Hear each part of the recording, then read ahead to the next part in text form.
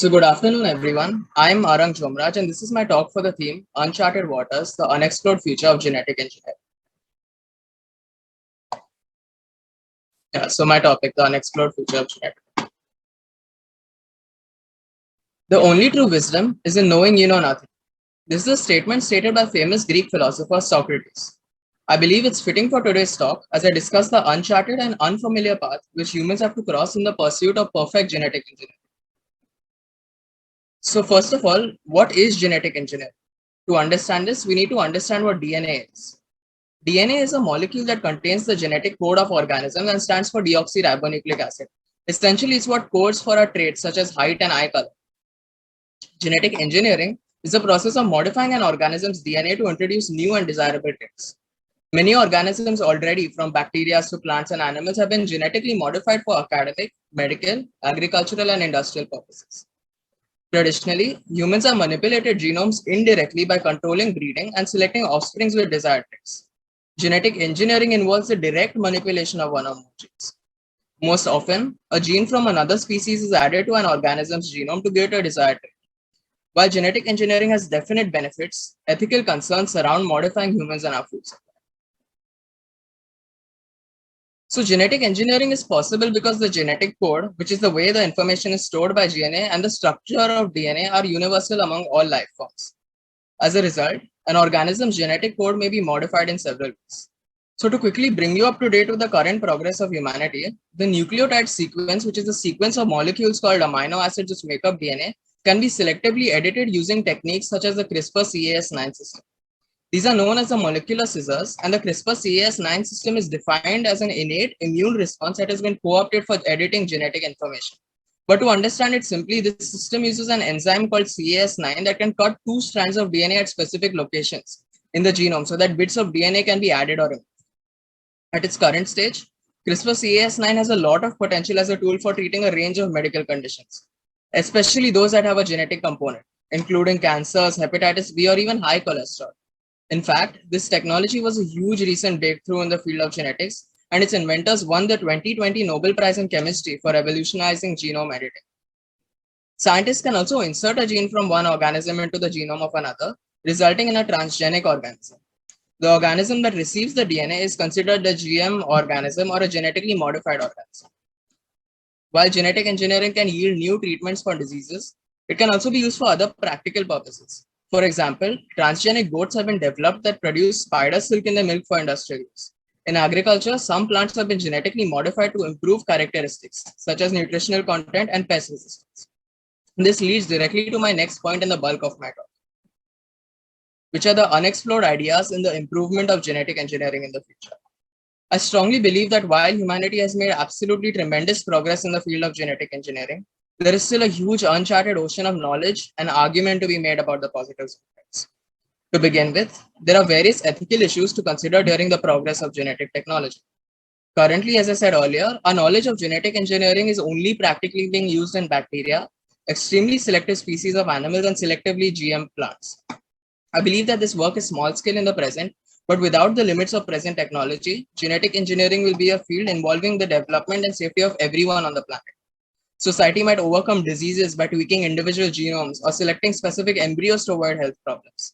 But we may also give rise to superhumans who are optimized for certain characteristics, like intelligence or looks.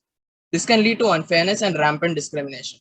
These superhumans may also abuse the artificial characteristics at birth and may create imbalances in society and fuel backwards and regressive ideas, similar to those of races and sexes, slowing down the progress of a society that is equal to all.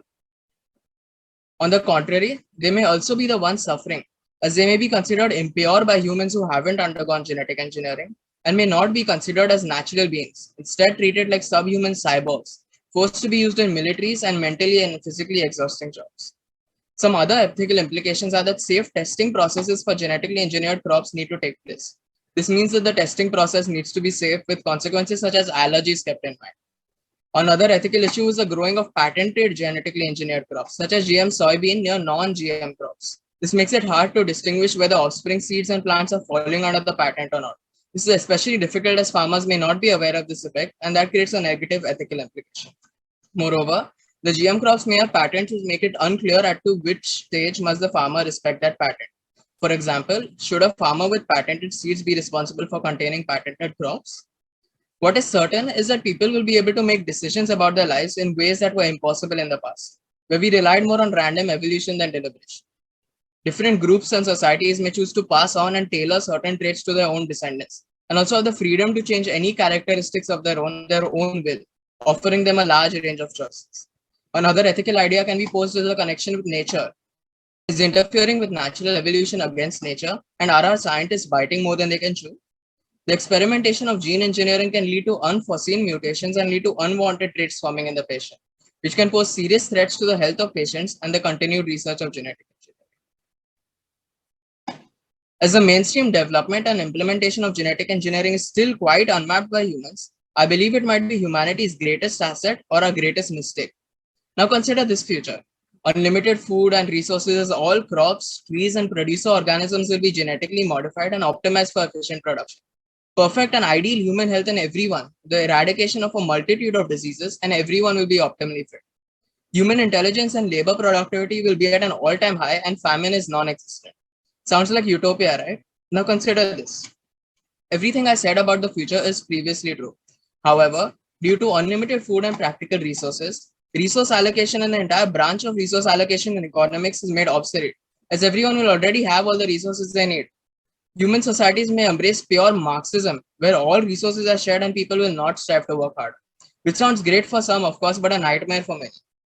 The concept of capitalism for necessity goods will be obsolete, as healthy humans will not have to create or develop production and agricultural techniques, as food will already be optimized and they could work on genetic modifications instead.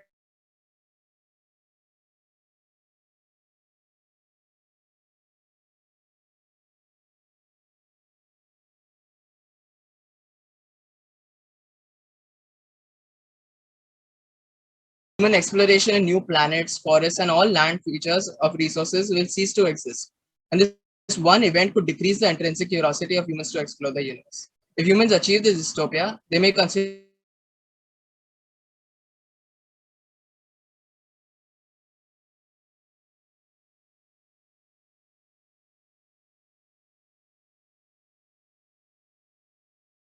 that humanity's venture into the future of genetic engineering is still underexplored and uncharted, and we as humans have a long way to go when diving into this complex field.